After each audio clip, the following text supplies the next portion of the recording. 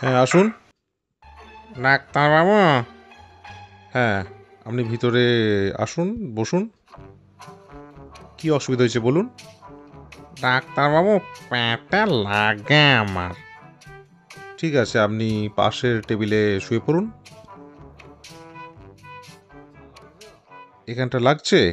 হ্যাঁ, এখানটা লাগছে। আচ্ছা, এখানটা? ওখানটাও লাগছে।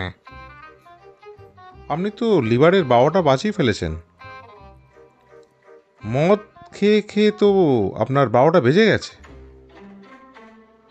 আমি তো খাই না।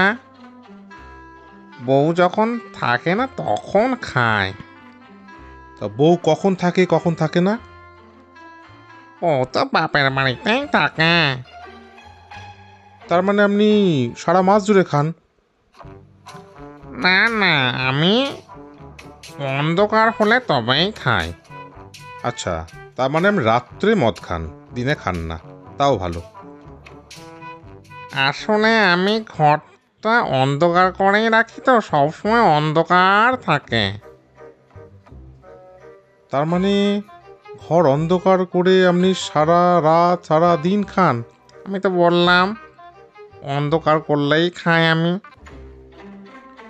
আচ্ছা শুনুন, আপনাকে ট্যাবলেটগুলো দিচ্ছি। কাল থেকে শুরু করুন। সকালে একটা, দুপুরে একটা, রাত্রে একটা। ডাক্তারবাবু, এটা কি দিয়ে খাবো? কেন, জল দিয়ে খাবেন। ও, জল দিয়ে? আমি ভাবছিলাম বোধহয়।